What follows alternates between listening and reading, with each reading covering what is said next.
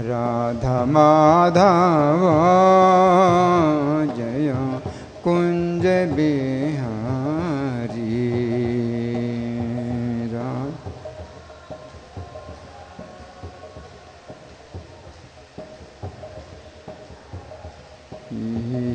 जय राधा माधव जय कुंज बिहारी। थोड़ा दूर बैठे, दूर में बैठे रहेंगे, थोड़े बैठ जाओ, बैठने दो दूर। आज के लिए ठीक है, आज के लिए।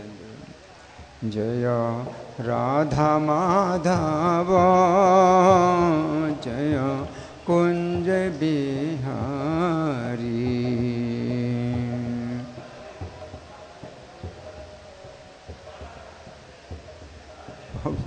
बहुत बुरा हाल है। जय राधा माधव जय कुंज बिहारी।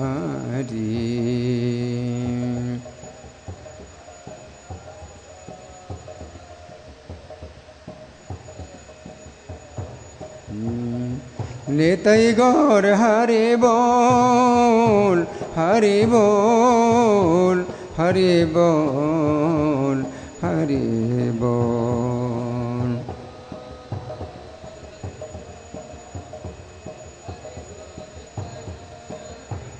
जय प्रभुपदा, प्रभुपदा, प्रभुपदा, जय प्रभुपदा।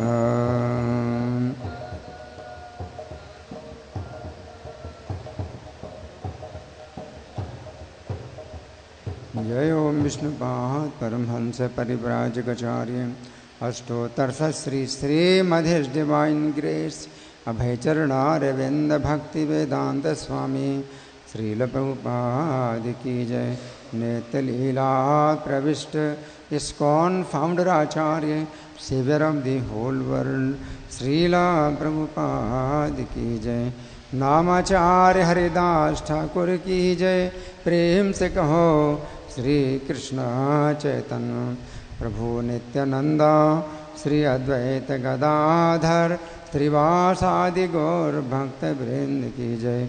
श्री श्री राधा पार्थ सारथी ललिता विशाखा गोप गोपिका श्याम कुंड राधा कुंड गिरि गोवर्धन की जय। श्री श्री गौनताई की जय। श्री श्री सीताराम लक्ष्मण हनुमान की जय। समवेत भक्त वृंद की जय। अनंत कोटि वैष्णव वृंद की जय। इस्कॉन वर्तमानाचार्य वृंद की जय। गौर Premanandi all glories to assembled devotees, all glories to assembled devotees, all glories to assembled devotees, all glories to Sri Guru and Gauranga.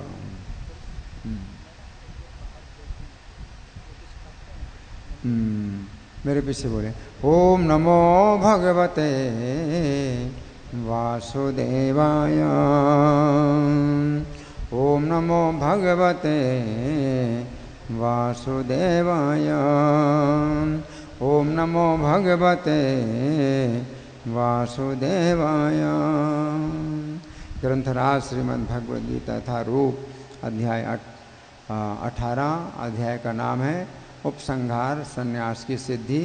श्लोक संख्या 28। अयुक्ता प्राकृता स्तंभा शठो नैष्कृतिको लसः विषादी दीर्घसूत्रे च कर्ता तामस ओचते।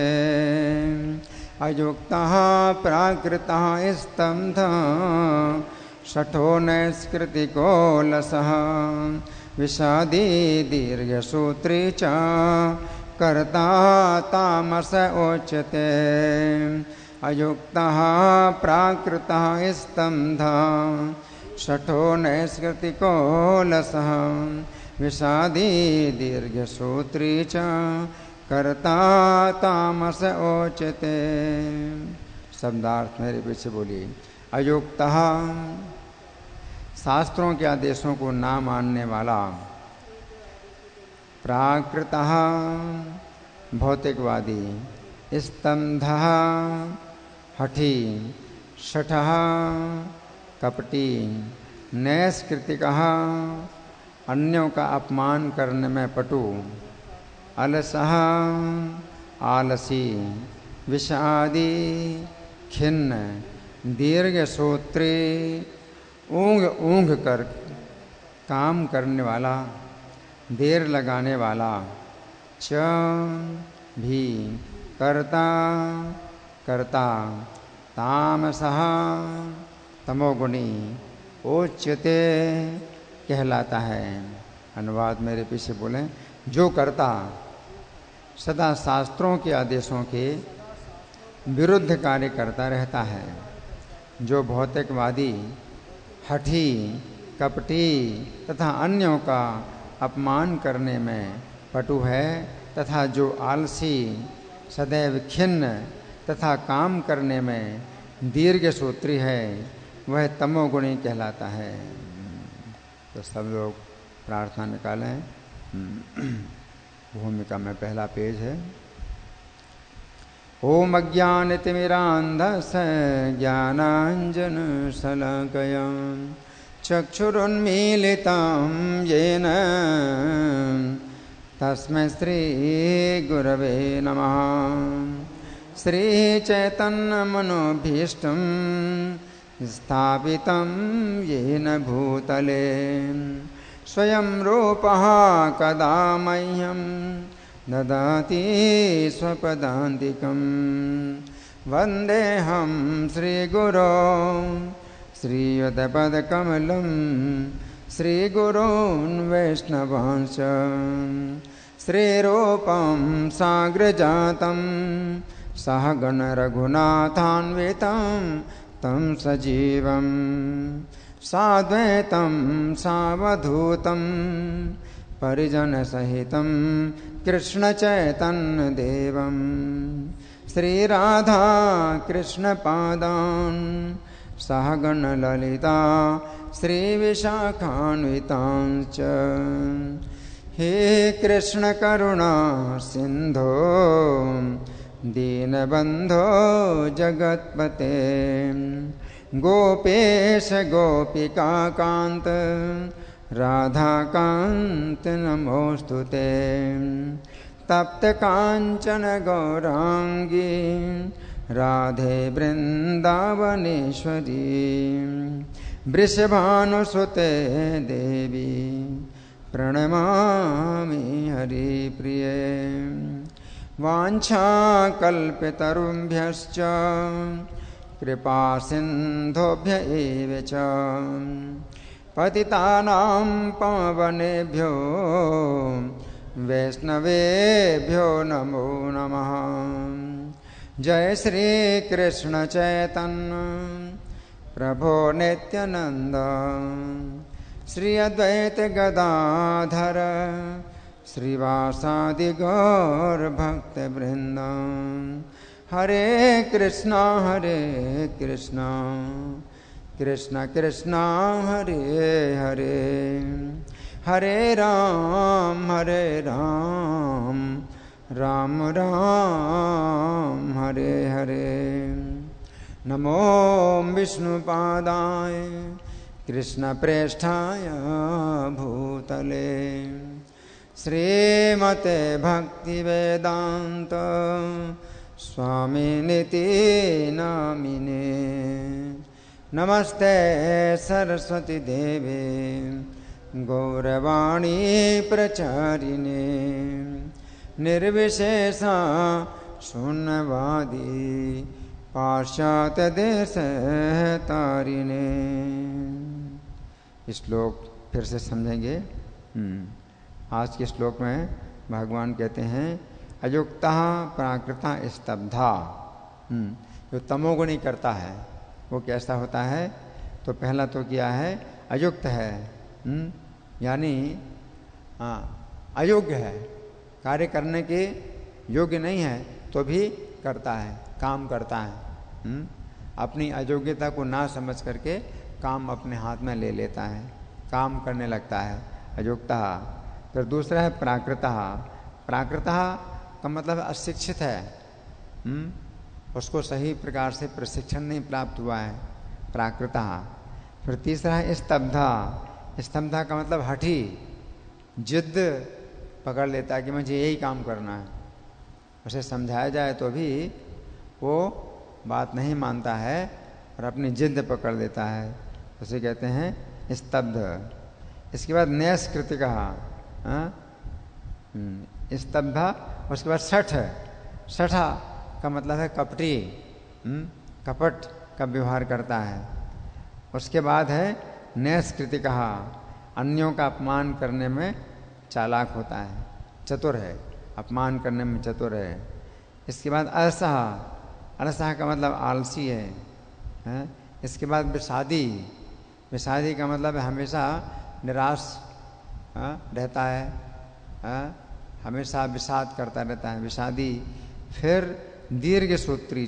दीर्घ सूत्री का मतलब है काम को हमेशा आगे टालता रहता है ना। कर्ता तामस उच्यते, तो ऐसा करता तामसी है। तो 8 लक्षण तमोगुणी कर्ता के 8 लक्षण हैं। अब हम सुनेंगे प्रभुपाद तात्पर्य में क्या लिखते हैं। श्रील प्रभुपाद की जय। शास्त्रीय आदेशों से हमें पता चलता है कि हमें कौन सा काम करना चाहिए और कौन सा नहीं करना चाहिए। जो लोग शास्त्रों के आदेशों की अवहेलना करके अकरणीय कार्य करते हैं प्रायः भौतिकवादी होते हैं। वे प्रकृति के गुणों के अनुसार कार्य करते हैं, शास्त्रों के आदेशों के अनुसार नहीं, है ना। तो एक तो शास्त्र का आदेश है, दूसरा प्रकृति के गुणों का आदेश है। तो भौतिक प्रकृति के गुण हैं वो व्यक्ति को बलपूर्वक लगाते हैं अपने अनुसार, है ना। अगर हम शास्त्रों के अनुसार कार्य नहीं करते हैं तो प्रकृति के गुण बलपूर्वक हमें कार्य में लगाते हैं, क्योंकि आप कार्य किए बिना नहीं रह सकते, है ना। जो तमोगुणी व्यक्ति है तो अगर तमोगुण में है तो तमोगुण के अनुसार उसे कार्य करना ही पड़ेगा, है ना। तो यहाँ प्रभुपाद लिखते हैं कि ऐसे कर्ता भद्र नहीं होते।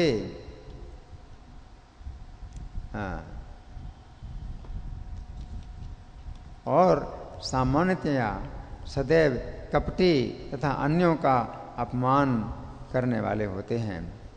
ये अत्यंत आलसी होते हैं, काम होते हुए भी उसे ठीक से नहीं करते और बाद में करने के लिए उसे एक तरफ रख देते हैं। अतएव ये लोग खिन्न रहते हैं। जो काम 1 घंटे में हो सकता है उस काम को वे वर्षों तक घसीटते जाते हैं।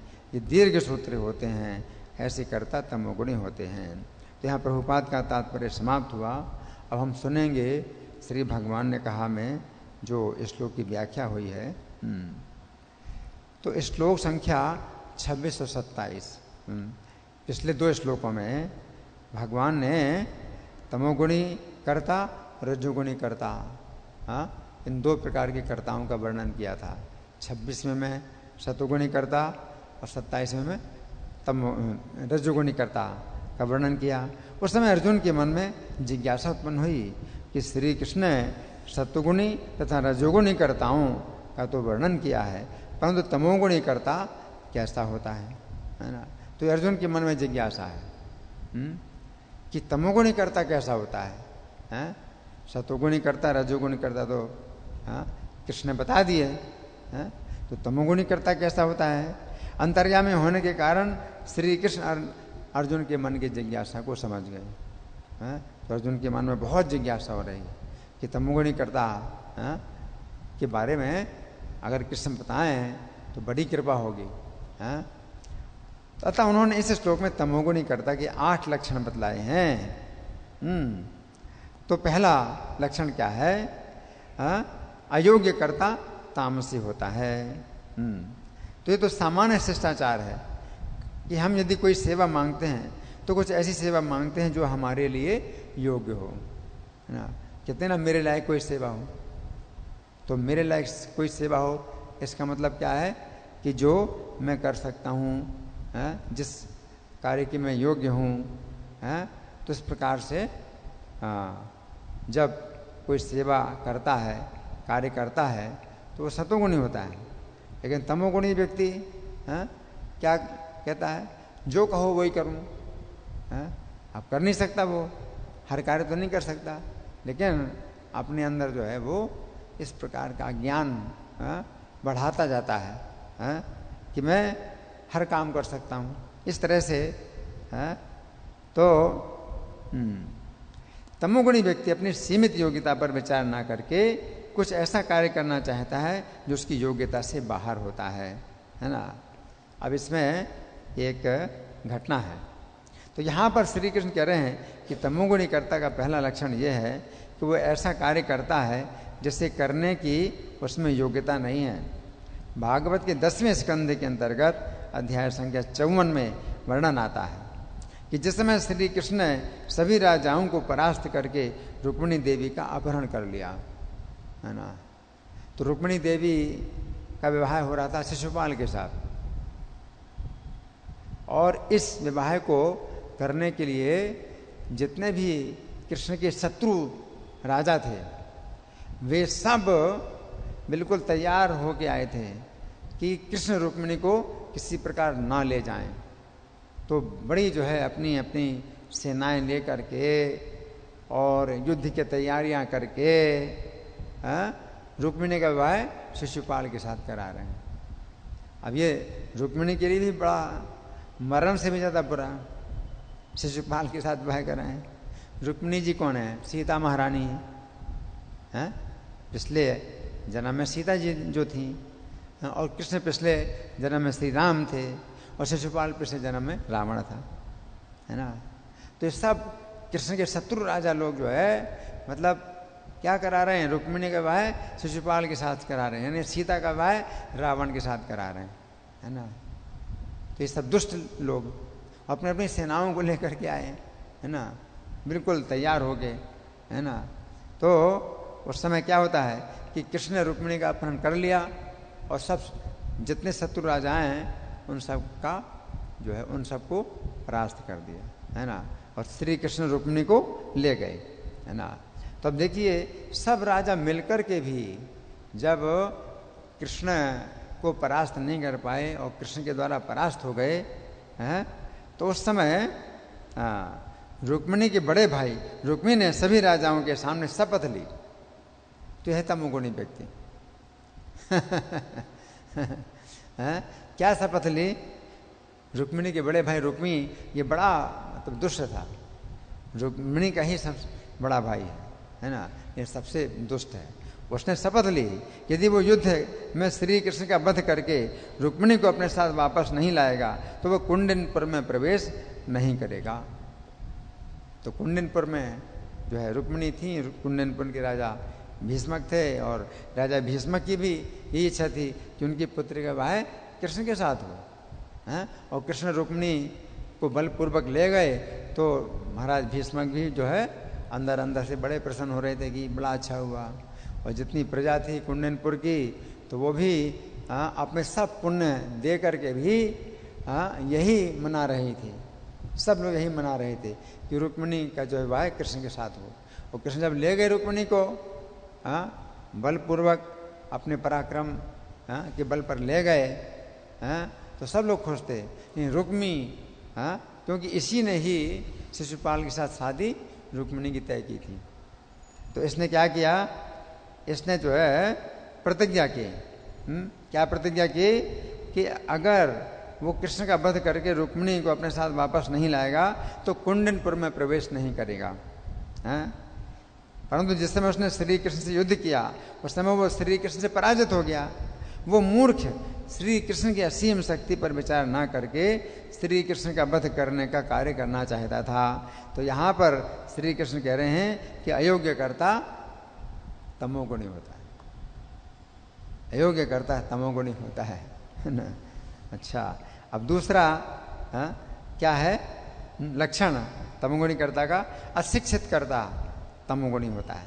ये समझने की बात है कि यदि किसी विशेष कार्य को करना है तो उसके लिए उचित शिक्षा होनी चाहिए, परंतु तमोगुणी व्यक्ति जिस कार्य को करने की कला नहीं जानता है उस कार्य को भी अपने ऊपर ले लेता है।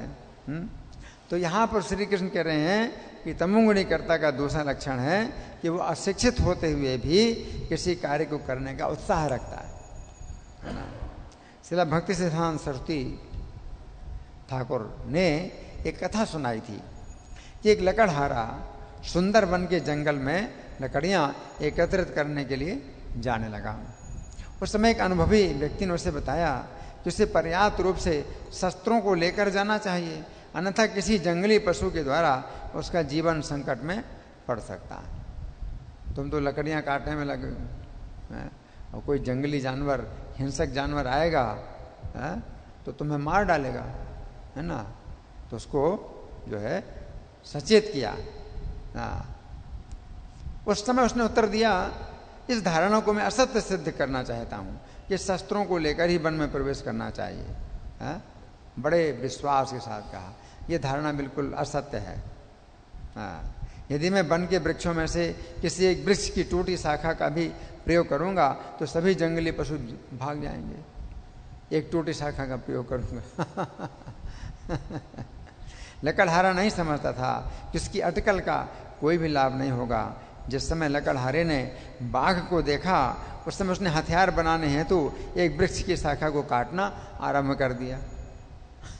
अब बाघ थोड़ी इंतजार करेगा। जब देखा कि बाघ आ गया है तो वो एक शाखा को जो काटना शुरू कर दिया कि इस शाखा से मैं बाघ को भगाऊंगा। तो परंतु तब तक बाघ ने उस पर आक्रमण कर दिया और वो मारा गया। तो यहां पर श्री कृष्ण कह रहे हैं अशिक्षित कर्ता तामसी होता है ना। पहले से ही बिल्कुल लैस रहो, तैयार रहो कि कोई जंगली पशु आए तो आप पहले से तैयार रहो। हैं? और जब पशु आया तब तुम जो है लकड़ी काट रहे हो, उसकी हथियार बनाने के लिए लकड़ी काट रहे हो, है ना, तो मारा गया, है ना। तो ये जो है तमोगुणी व्यक्ति जो है अशिक्षित है और कार्य करने का जो है विश्वास करता है। अब तीसरा क्या है? लक्षण भगवान कहते हैं लापरवाह करता। लापरवाह करता तमोगुणी होता है। तो ये बात समझने की है, यदि हम सावधानी से किसी कार्य को नहीं करते हैं तो कोई दुर्घटना हो सकती है।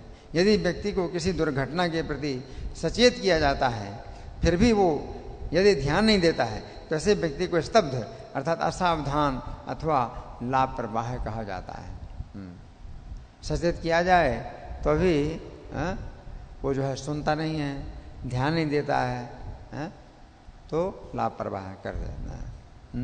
तो यहाँ पर श्री कृष्ण तमोगुणीकर्ता का तीसरा लक्षण बता रहे हैं कि वो किसी दुर्घटना के प्रति असावधान रहता है।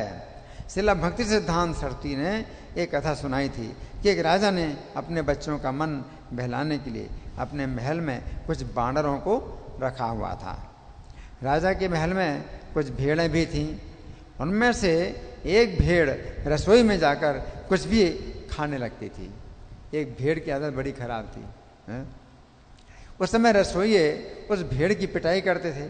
उन बानरों के मुखिया ने सोचा ये भेड़ सदा रसोई में खाने के लिए आती है, कभी ऐसा भी हो सकता है कि रसोइयों को कुछ भी ना मिले तो वे अग्नि में से जलती हुई लकड़ी से प्रहार करेंगे।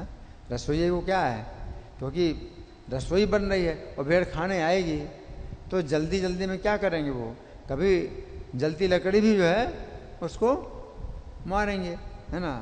तो ऐसा पूरी संभावना है कि जल्दी में क्या करेंगे वो।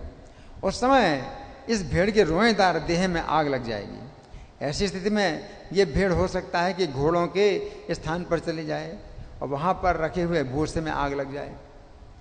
घोड़ों का भूसा रखा है, इस प्रकार घोड़ों के शरीर में भी आग लग जाए। फिर राजा घोड़ों की चिकित्सा करने के लिए बानरों की चर्बी का प्रयोग करेगा तथा सभी बानर मारे जाएंगे। तो उसने इतना दूर का सोचा। एक वृद्ध बानर था, ये विचार कर उस वृद्ध बानर ने सभी बानरों को दुर्घटना की आशंका बतलाई, परंतु बानरों ने उस वृद्ध बानर की बात पर ध्यान नहीं दिया तथा इस प्रकार वे सभी बानर मारे गए। तो यहां पर श्री कृष्ण कह रहे हैं कि लापरवाह करता तामसी होता है ना। तो कोई दुर्घटना कि अगर संभावना है ना, और आप ध्यान नहीं देते उस पर, और चलता है, ठीक है, देखा जाएगा, इस तरह से करके जो है आप ध्यान नहीं देते हैं, और अपने काम में लगे रहते हैं, तो क्या है ये? तमोगुण, है ना। तो इसे कहते हैं स्तब्ध, है ना। अच्छा, इसके बाद है सठ, चौथा है सठ्य कर्ता, है ना। तो यहां पर श्री कृष्ण कह रहे हैं कि सठ यानी कपटी कर्ता तामसी होता है। तो तमोगुणी कर्ता का चौथा लक्षण यह है कि वो कपटी होता है। श्रील भक्ति सिद्धांत सरस्वती ठाकुर ने एक कथा सुनाई थी कि एक जमींदार के घर में कोई सेवक टिकता नहीं था। उसके घर में कोई सेवक टिकता नहीं था। एक दिन उसके एक मित्र ने सुझाव दिया कि वह अपने सेवक को बालम चावल गाय के घी के साथ दिन में 2 बार खिलाया करें।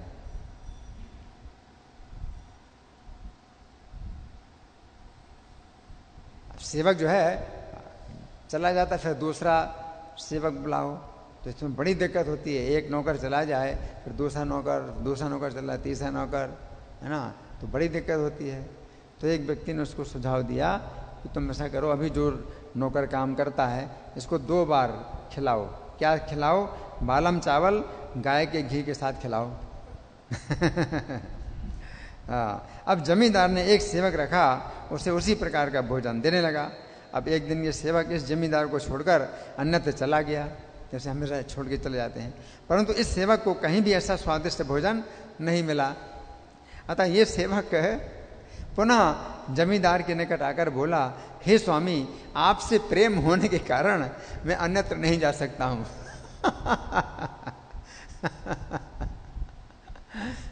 आपसे प्रेम नहीं है, वो बालम चावल और गाय का घी है ना, तो उस कारण से लौट के आ गया, कहीं मिला नहीं ऐसा भोजन। तो बोला कि हे स्वामी, आपसे प्रेम होने के कारण मैं अन्यत्र नहीं जा सकता हूं। ये बात समझने की है कि सेवक का ये कपट था कि वो जमींदार से प्रेम करता है। ये सेवक तो स्वादिष्ट भोजन खाना चाहता था। तो यहाँ पर श्री कृष्ण कह रहे हैं कि कपटी कर्ता तामसी होता है ना। अच्छा, अब 5वां नैष्कृति कहा, यानी अन्यों का अपमान करने वाला कर्ता तामसी होता है। तो यहाँ पर श्री कृष्ण कह रहे हैं कि तमोगुणी कर्ता का 5वां लक्षण ये है कि वो अन्यों का अपमान करता है। अभी इस श्लोक की पहली शिक्षा में हमने रुक्मी की चर्चा की थी कि वो श्री कृष्ण से पराजित हुआ था। इस घटना के पश्चात वो अपनी प्रतिज्ञा के अनुसार कुंडिनपुर वापस न आकर एक अन्य स्थान पर ही रहने लगा और उसने उससे भोजकट नाम का एक नगर बसाया। महाभारत के उद्योग पर्व के अंतर्गत अध्याय संख्या 158 में वर्णन आता है कि जिस समय महाभारत का युद्ध प्रारंभ होने वाला था, उस समय अपनी सेना लेकर रुक्मी पांडवों के यहाँ आकर अर्जुन से बोला। अब जितने भी राजा होते थे तो उनको जो है जिस पक्ष की ओर से निमंत्रण पहले मिल जाए उसी पक्ष में वो चले जाते थे। तो रुक्मी को निमंत्रण मिला या नहीं मिला, जो भी हो, तो वो जो अपनी सेना लेकर के आया, है ना, तो पांडवों के शिविर में आया और अर्जुन से क्या बोला, अर्जुन, यदि तुम युद्ध से डरे हुए हो तो मैं तुम्हारे शत्रुओं का वध कर दूंगा। अगर डरे हुए हो तो मैं तुम्हारे शत्रुओं का वध कर दूंगा। उस समय अर्जुन ने कहा, यदि श्री कृष्ण मेरे सहायक हैं तो मैं अपने आप को डरा हुआ कैसे कह सकता हूं? अर्जुन ने कहा, मैं डरा हुआ नहीं हूं, आप अपनी इच्छा के अनुसार यहां रहिए या अन्यत्र चले जाइए। तो ये क्या है? तमोगुणी। रुक्मी का जो है ये क्या है? तमोगुण है ना। इस तरह से अपमान करता है, तुम डरे हुए हो तो मैं तुम्हारे शत्रुओं का वध कर दूंगा। और अर्जुन से कहे, अर्जुन जो शंकर जी के साथ युद्ध कर चुके हैं, देवताओं सब देवता मिलकर के भी जिन असुरों का वध नहीं कर पाए, अर्जुन ने अकेले वध किया। इतना अर्जुन का पराक्रम। अर्जुन से कहता है कि तुम डरे हुए हो तो मैं तुम्हारे शत्रुओं का वध कर दूंगा। तो यहां पर श्री कृष्ण कह रहे हैं कि अन्यों का अपमान करने वाला कर्ता तमोगुणी होता है। तो रुक्मी फिर इसके बाद कौरवों की सेना में गया, तो भीष्म से द्रोण से यही बात कही कि डरे हुए हो तो मैं युद्ध करूंगा। तो किसी ने कहा हम नहीं डरे हुए हैं, तुम जाओ। तो चला गया। तो फिर युद्ध में वो रहा ही नहीं है, क्योंकि वो यही चाहता था कि जहाँ कोई डरे तो मैं उसकी सहायता करूंगा, इस तरह से, है ना। अब छठवां है ना क्या है, अलसहा, यानी आलसी करता, छठवां लक्षण है। तो यहां पर श्री कृष्ण कह रहे हैं कि तमोगुणी कर्ता का छठा लक्षण है कि वो आलसी होता है। श्रील प्रभुपाद के जीवन चरित्र में हम देखते हैं कि मायापुर में रहने वाला उनका एक शिष्य अत्यंत आलसी था। उसने श्रील प्रभुपाद से बहाना बनाया, श्रील प्रभुपाद मैं कोई भी सेवा नहीं करूंगा, मैं श्रील हरिदास ठाकुर के समान प्रतिदिन 3 लाख नामों का जाप करूंगा। तो उसने ये एक बहाना बनाया कि मैं कोई सेवा नहीं करूंगा, श्रील हरिदास ठाकुर के समान 3 लाख नामों का जाप करूंगा, है ना। श्रील प्रभुपाद ने उत्तर दिया, सभी लोग श्रील हरिदास ठाकुर की नकल नहीं कर सकते हैं, सभी लोगों में इतनी योग्यता नहीं है। उस समय उसने जिद करके श्रील प्रभुपाद से आज्ञा मांग ली, है ना। तथा इस प्रकार कुछ भी सेवा ना करते हुए एक कुटिया में रहने लगा। क्योंकि उस भक्त को हरिनाम में रुचि नहीं थी, अतः वह कुछ दिनों में कुटिया छोड़कर भाग गया तथा उसका पता नहीं चला। तो यहाँ पर श्री कृष्ण कह रहे हैं कि आलसी करता तामसी होता है ना। तो सेवा नहीं करना चाहता था, इसलिए वो जो है बहाना बनाता है कि मैं 3 लाख नाम का जप करूंगा, है ना। अब सातवां क्या है, विषादी करता, है ना। 7वां लक्षण विषादी करता, तामसी होता है। तो यहाँ पर श्री कृष्ण कह रहे हैं तामसी कर्ता का 7वां लक्षण है कि वो विषादी होता है। अध्यात्म रामायण के किष्किंधा कांड के अंतर्गत सर्ग संख्या 7 में वर्णन आता है कि जिस समय सुग्रीव की आज्ञा से वानरगण सीता जी की खोज में गए तथा जिस समय वे थक गए उस समय वे इस प्रकार विषाद करने लगे। अब सुग्रीव से वानरों को आज्ञा मिली थी कि 1 महीने के अंदर वापस आना है, 1 महीने के अंदर वापस आना है। और चारों दिशाओं में वानरों को भेजा था सुग्रीव ने, 1 महीने के अंदर वापस आना है। अगर 1 महीने के अंदर वापस नहीं आए तो प्राण दंड दिया जाएगा, है ना। या तो सीता की खोज में अगर ज़्यादा समय लग गया तो कोई बात नहीं, सीता जी की खोज भी नहीं हुई और वापस आ गए, 1 महीने से ज़्यादा देर लगाई तो प्राण दंड मिलेगा, है ना। तो ये जो वानर लोग थे, तो जब विंध्य पर्वत में खोजते रहे तो कितनी कंदराएं, विंध्य पर्वत बहुत बड़ा विंध्याचल पर्वत है, तो उसमें 1 महीने से ज़्यादा समय लग गया, है ना। और बहुत थक गए तो विषाद करने लगे, हमें विंध्य पर्वत की कंदरा में सीता जी की खोज करते हुए 1 महीने से अधिक समय हो गया है, परंतु हमें सीता जी नहीं मिली, हम वानरराज सुग्रीव की आज्ञा का पालन नहीं कर सके। अब यदि हम किष्किंधापुरी को लौटेंगे तो सुग्रीव हमें अवश्य मार डालेंगे, इससे अच्छा है कि हम यहीं बैठे बैठे अपने जीवन का अंत कर दें। तो उन्होंने यही सोचा कि वहां मरने से अच्छा है कि हम यहीं जीवन का अंत कर दें। उन वानरों की ऐसी विषाद भरी बातें सुनकर हनुमान जी ने वानरों को समझाया कि श्री राम कोई साधारण मनुष्य नहीं है, वे ब्रह्मा जी की प्रार्थना से राक्षसों का नाश करने के लिए अवतीर्ण हुए हैं। हम सब भी वैकुंठ लोक में रहने वाले पार्षद हैं, हनुमान जी ने समझाया। हम श्री राम की सेवा करते हुए अंत में फिर वैकुंठ में जाकर आनंद पूर्वक उनके साथ रहेंगे। हनुमान जी की ऐसी दिव्य बातें सुनकर वानरों का विषाद दूर हो गया।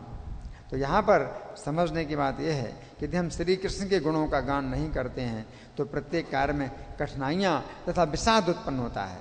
तमोगुणी व्यक्ति के लिए श्री कृष्ण की भक्ति के कार्यों में अत्यंत बाधाएं उत्पन्न होती हैं तथा वो विषाद से पूर्ण रहता है। तो यहाँ पर श्री कृष्ण कह रहे हैं कि विषादी करता तामसी होता है ना। तो बानर लोग हैं, तो तमोगुण का प्रभाव आ गया, इन हनुमान जी ने रक्षा कर ली, है ना। तो अब आठवां है, आठवां क्या है? दीर्घ सूत्री करता है। तो दीर्घ सूत्री करता तामसी होता है ना। तो यहाँ पर श्री कृष्ण कह रहे हैं कि तामसी कर्ता का आठवां लक्षण है कि वह दीर्घ सूत्री होता है। दीर्घ सूत्री का अर्थ है ऐसा व्यक्ति जो कार्य को सदा टालता रहता है। श्रील भक्ति सिद्धांत सरस्वती ठाकुर ने एक कथा सुनाई थी कि दो दीर्घ सूत्री व्यक्ति एक कमरे में सो रहे थे। दीर्घ सूत्री व्यक्ति एक कमरे में सो रहे थे। उस कमरे में आग लग गई। उस समय उन दोनों ने सोचा कि सूर्य के उदय होने से ये गर्मी उन्हें लग रही है। अब कमरे में आग लग गई, है ना, तो लेटे हुए हैं, है ना, उठेंगे, बाद में उठेंगे, बाद में उठेंगे, जैसे काम को टालते रहते हैं, तो उठना नहीं चाहते हैं। कमरे में आग लग गई तो सोचा कि सूर्य के उदय होने से गर्मी उन्हें लग रही, परंतु वे दोनों अपनी आंखें बंद किए रहे कि बाद में भी अपनी आंखें खोलेंगे तथा देखेंगे कि सूर्य कितना गर्म है। इस प्रकार वे दोनों दीर्घ सूत्री प्रचंड आग में झुलस गए। तो यहाँ पर श्री कृष्ण कह रहे हैं कि दीर्घ सूत्री कर्ता तामसी होता है। अब यहाँ पर श्री कृष्ण कह रहे हैं कि तामसी कर्ता दीर्घ सूत्री होता है। ये समझने की बात है कि सात्विक कर्ता ठीक इसके विपरीत होता है। सात्विक कर्ता के अंदर उत्साह होता है। तो उसमें सात्विक कर्ता बताया गया है ना, भगवान ने बताया 26वें श्लोक में, मुक्त संगो न हम वादी धृति उत्साह समन्विता। धैर्य उत्साह से समन्वित होता है। तो सत्वगुणी कर्ता में धैर्य होता है, उत्साह होता है ना। और तमोगुणी कर्ता उससे उल्टा है, उत्साह नहीं होता, क्या होता है? दीर्घ सूत्री होता है ना। अतः वो समय से ही पहले कार्य को कर लेता है। सतोगुणी करता धृति धैर्य उत्साह के कारण समय से पहले कार्य को कर लेता है, जबकि तामसी करता दीर्घ सूत्री होने के कारण कार्य को टालता रहता है। इस श्लोक के बंगाली पद्यानुवाद में श्रील प्रभुपाद लिखते हैं, अयुक्त प्राकृत स्तब्ध नैष्कृत अलस दीर्घ सूत्री विषादीवा कर्ता से तामस। यहाँ पर श्री कृष्ण अर्जुन से कह रहे हैं दीर्घ सूत्री विषादीवा कर्ता से तामस, अर्थात हे अर्जुन, जो कर्ता दीर्घ सूत्री तथा विषादी होता है वो तामसी होता है। इस स्थिति से बचने के लिए तुम मेरी शरण लो, है ना। तो यहाँ पर हमने इस श्लोक पर कुछ चर्चा की। अब आप लोगों की ओर से कोई चर्चा है या कोई प्रश्न है या मैं प्रश्न करूं? हाँ जी।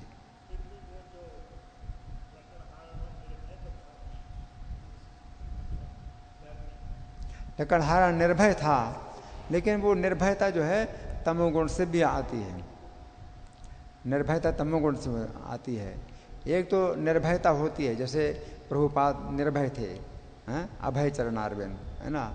तो वो डरते नहीं थे, लेकिन साथ साथ वे जो है भगवान से प्रार्थना भी करते थे। जैसे कि प्रभुपाद एक बार खड़े कृष्ण के सामने खड़े, कृष्ण के अर्चा विग्रह के सामने खड़े कुछ प्रार्थना कर रहे हैं। तो शिष्यों ने पूछा कि प्रभुपाद आप क्या प्रार्थना कर रहे हैं भगवान के अर्चा विग्रह के सामने? तो प्रभुपाद बोले कि मैं प्रार्थना कर रहा हूँ कि मैं माया में ना गिरूं, है ना। तो प्रभुपाद ने कहा कि मैं प्रार्थना कर रहा था मैं माया में ना गिरूं। लेकिन अपने शिष्यों से वो कहते थे कि तुम में और मुझ में यही अंतर है, कि तुम अगर बंद कमरे में किसी नग्न स्त्री को देखोगे तो तुम पतित हो जाओगे, तुम गिर जाओगे, ये मैं नहीं गिरूंगा। तो शिष्यों के सामने प्रभुपाद ही कहते थे कि मुझे माया का कोई डर नहीं है, मुझे मृत्यु का कोई डर नहीं है, प्रभुपाद ये कहते थे। लेकिन कृष्ण के सामने वो प्रार्थना करते थे। तो वो अगर भक्त निर्भीक होता है, निर्भय होता है, तो भगवान के बल पर होता है, भगवान के बल पर होता है। जैसे प्रभुपाद ने श्रीमती मुरार से कहा कि आप चिंता मत करिए, आप मुझे अमेरिका भेज दीजिए और मैं जो है सुरक्षित आ जाऊंगा। क्योंकि श्रीमती मुरार को बड़ी चिंता थी कि अगर वे प्रभुपाद को भेज देंगी अमेरिका और प्रभुपाद ने अगर वहाँ शरीर छोड़ दिया, उनके साथ कोई है भी नहीं, तो कलंक जो है पूरा उनके ऊपर लगेगा, इसलिए वो नहीं भेजना चाहती थी। लेकिन प्रभुपाद ने उनको जो है आश्वासन दिया कि नहीं, मैं वापस आऊँगा। लेकिन जहाज़ में जब उनको दिखाई दी कि तो अब तो मृत्यु का जो है समय आ गया, मृत्यु की संभावना है, तो कृष्ण से प्रार्थना की, तो कृष्ण से प्रार्थना की कि आप मेरी रक्षा करो, है ना। तो जो भक्त होते हैं तो उनका सबसे पहला गुण है अभियम, कि वो जो है भय नहीं रखते, भय नहीं करते। लेकिन साथ साथ अगर वो डरते, कोई भी डर होता है तो अपना डर भगवान को बताते हैं, है ना। लेकिन जो व्यक्ति तमोगुणी होता है अपने बल पर नहीं डरता है, तो वो तमोगुणी है, उसको अपने बल का जो है भरोसा रहता है, अपने बल पर वो डरता नहीं है, तो तमोगुणी है वो। अपने बल पर आप जो है समुद्र पार नहीं कर सकते। लेकिन अगर कृष्ण चाहें तो समुद्र को क्या बना देंगे, बछड़े के खोर से बने गड्ढे के बराबर बना देंगे, है ना। तो हम जो है कृष्ण के बल पर हम विश्वास करते हैं कि मैं ये भवसागर पार करूँगा, है ना। तो वो डरता नहीं है, तो डरता भी है और डरता भी नहीं है, डरना हमें किस बात से है कि हम कृष्ण के प्रति विमुख ना हो जाएं, है ना। हम कृष्ण के भक्तों का अपराध न कर बैठें, तो हमें डर है ना। जैसे राजा रघुगण तो बोले कि मैं भगवान विष्णु के चक्र से नहीं डरता, मैं इंद्र के वज्र से नहीं डरता, मैं शिव जी के त्रिशूल से नहीं डरता, लेकिन फिर डरता हूँ। किस बात से डरता हूँ? वैष्णवों के अपराध से डरता हूँ। तो मतलब कहने का यह है कि अगर कृष्ण हमारे साथ हैं तो हमें किस बात का डर है ना। लेकिन डर है इस बात का कि अगर हमने कृष्ण का साथ छोड़ दिया, अगर कृष्ण ने हमारा साथ छोड़ दिया तो फिर हम कहीं के नहीं हैं। तो इस प्रकार से जो सतोगुणी करता होता है तो उसमें धैर्य है, उत्साह है, ये सब चीज़ें होती हैं, है ना। लेकिन साथ साथ जो है वो प्रार्थना भी करता है। तो प्रभुपाद ने जो है अमेरिका में जाके प्रार्थना की, भगवान से प्रार्थना की कि मेरे पास कोई बल नहीं है, मैं कैसे इनको भक्त बनाऊंगा। ये लोग तो रजोगुण तमोगुण में भरे हुए हैं, ये मेरी बात कैसे सुनेंगे, है ना। लेकिन अगर आप चाहें तो असंभव को भी संभव कर सकते हैं। अगर आप चाहें तो मेरे जो शब्द हैं, आप मेरे शब्दों में ऐसी शक्ति दे सकते हैं कि उनके कानों से हृदय में प्रवेश करेंगे और वे जो है उनके हृदय शुद्ध हो जाएंगे। आप उनके हृदय में भी बैठे हुए हैं, मेरे हृदय में बैठे हुए हैं, तो मेरे मुख से शब्द आप निकलवाएंगे और उनके कानों से जो शब्द हैं वो हृदय में प्रवेश करेंगे और उनका हृदय शुद्ध होगा, ये लोग भक्त बनेंगे। तो आपके लिए तो एक खेल है, जो कार्य मेरे लिए असंभव है आपके लिए तो एक खेल है। तो इस प्रकार से हमें डर भी होता है, लेकिन साथ साथ ये भी विश्वास रहता है ना। तो प्रहलाद जी को जो है विश्वास था, जैसे हिरण्यकशिपु ने उनकी हत्या करने के बहुत प्रयास किए, तो प्रहलाद जी को इस बात का विश्वास था कि कृष्ण रक्षा करेंगे तो कौन मार सकता है ना। कृष्ण का स्मरण करते रहे, है ना। कृष्ण मारेंगे तो कौन रक्षा कर सकता है ना। तो इस प्रकार से जो है जो सात्विक व्यक्ति होता है तो उसके अंदर निर्भयता होती है, लेकिन कृष्ण के बल पर वो निर्भय भी होता है, लेकिन अपने बल पर वो जो है विश्वास नहीं करता।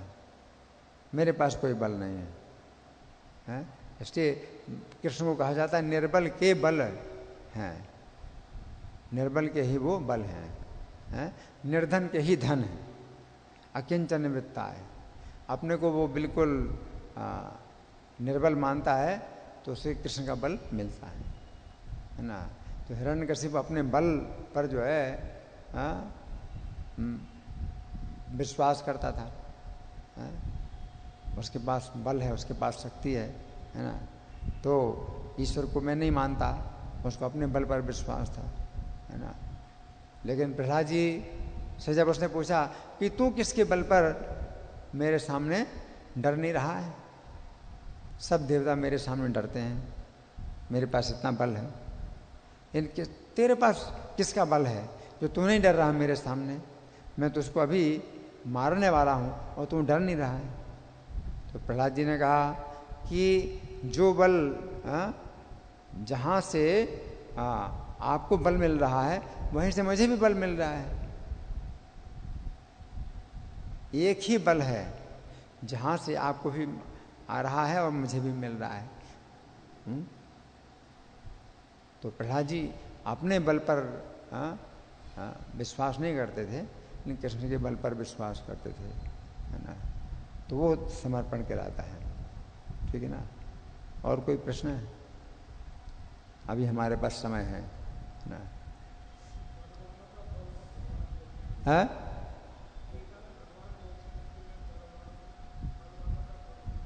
भगवान कहते हैं बलम बलवताम चाहम काम राग विवर्जितम, ऐसा बल जो काम और राग से रहित है, ऐसा बल है। जैसे हनुमान जी के पास बल है तो उनके अंदर कामना, इंद्रिय तृप्ति कामना नहीं है और राग और द्वेष नहीं है ना।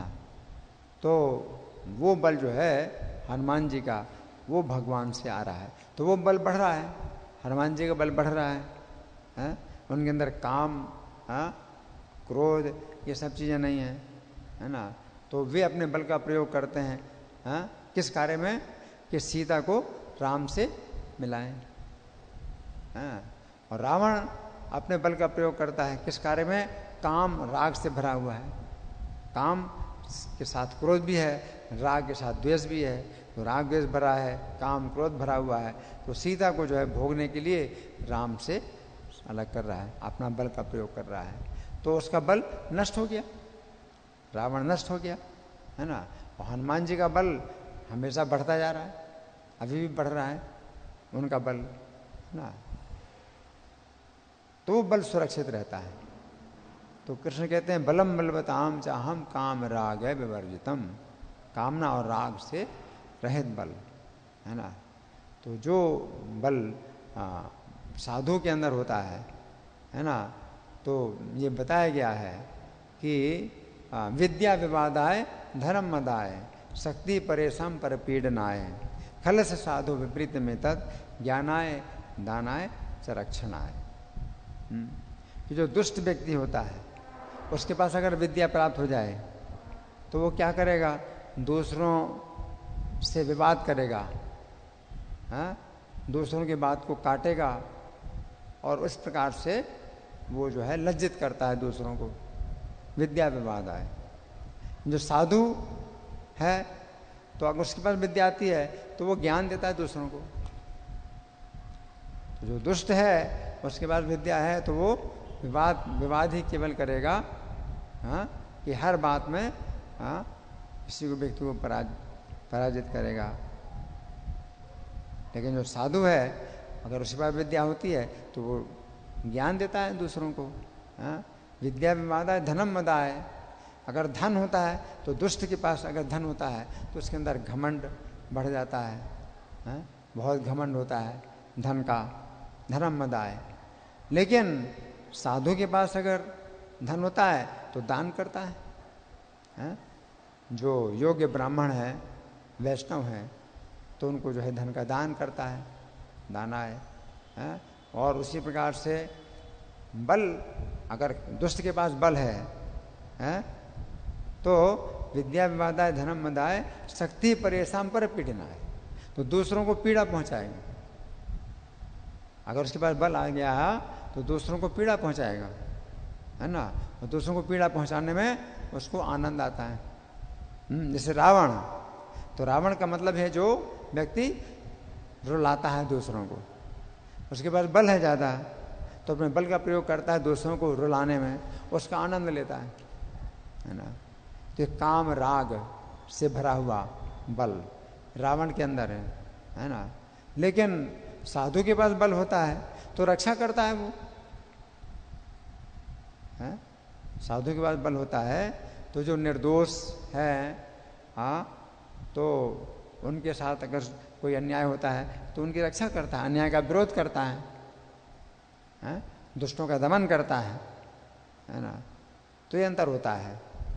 खलस साधो विपरीत में तत् ज्ञानाय दानाय च रक्षणाय, है ना। तो यहाँ पर भगवान ने तमोगुणीकर्ता के 8 लक्षण बतलाए हैं, है ना। 8 लक्षण में जो पहला लक्षण है वो क्या है? अयोग्यकर्ता। अयोग्यकर्ता तमोगुणी होता है। तो इसमें हमने कौन सा उदाहरण दिया? अयोग्यकर्ता, योग्यता नहीं है लेकिन काम लेता है, बड़े विश्वास के साथ काम लेता है, जबकि योग्यता नहीं है। कौन बताएगा? अयोग्यकर्ता सबसे पहला अयुक्तः, भगवान कहते अयुक्तः, जो युक्त नहीं है, योग्य नहीं है। तो रुक्मी था, रुक्मी था। जब जितने राजा थे सब मिलकर के कृष्ण को पराजित नहीं कर सके, कृष्ण रुक्मिणी को ले गए। तो ये रुक्मी जो है उसमें प्रतिज्ञा कर ली उसने कि मैं कृष्ण का वध कर दूंगा, मैं कृष्ण का वध कर दूंगा और अपनी बहन रुक्मिणी को कुंडिनपुर वापस लाऊंगा। और इतनी बड़ी प्रतिज्ञा कर ली कि अगर नहीं कर पाऊं तो मैं कुंडिनपुर वापस नहीं आऊं।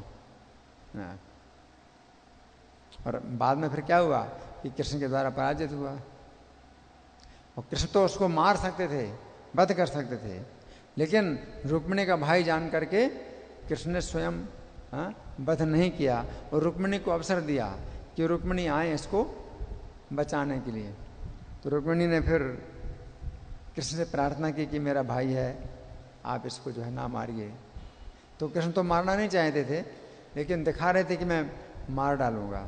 और रुक्मी को ये दिखाया कृष्ण ने कि देख तेरी बहन ने जो है तुझको बचाया, नहीं तो मैं तुझको मार डालता। तो कृष्ण ने जो है रुक्मी को छोड़ दिया, है ना। तो ये अयुक्त कारण है ना। फिर दूसरा है प्राकृता। तो प्राकृता का मतलब अशिक्षित, अशिक्षित कर्ता। तो अशिक्षित कर्ता के लिए लकड़हारा, है ना। तो लकड़हारा अशिक्षित है?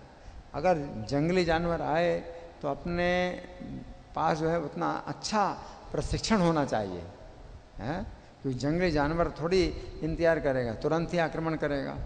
तो आपके पास दूर से ही उसको जो है मारने के लिए कुछ ऐसा हथियार होना चाहिए कि दूर से आप अपनी रक्षा करें, वो तुम्हारे पास आ ना पाए, है ना। अगर पास में आ गया तो अपने नाखून पंजे का प्रयोग करके आपको जो है मार डालेगा, है ना। तो अशिक्षित है ना। तो जिस समय बाघ आया तो लकड़ी काट रहा है कि मैं लकड़ी का एक जो है शाखा, पेड़ की शाखा जो है लेकर के उसको भगाऊंगा। तो इस प्रकार से मारा गया। फिर तीसरा है स्तब्ध। स्तब्ध का मतलब है लापरवाह। तो लापरवाह जो है दुर्घटना के लिए कोई सचेत करे कि दुर्घटना होने वाली है और नहीं मानता है तो वो लापरवाही कहलाता है। तो इसमें हमने उदाहरण दिया है किसका? है हाँ, जो बंदर लोग थे तो उन्होंने बूढ़े बंदर की बात नहीं मानी, है ना। जो भेड़ थी तो वो जो है रसोई में जाती थी और कुछ खाने लगती थी, और रसोइयों ने जो है जलती लकड़ी से मारा, उसके शरीर में आग लग गई, वो गई घुड़साल में, वहाँ घोड़ों की भूसे में आग लग गई, घोड़े जल गए, और फिर घोड़ों की चिकित्सा के लिए बंदरों को मारा गया, उनकी चर्बी से घोड़ों की चिकित्सा हुई, है ना। फिर चौथा है सठ करता। सठ का मतलब कपटी, तमोगुणी है। इसमें हमने क्या उदाहरण दिया है? जमींदार का नौकर, जमींदार का नौकर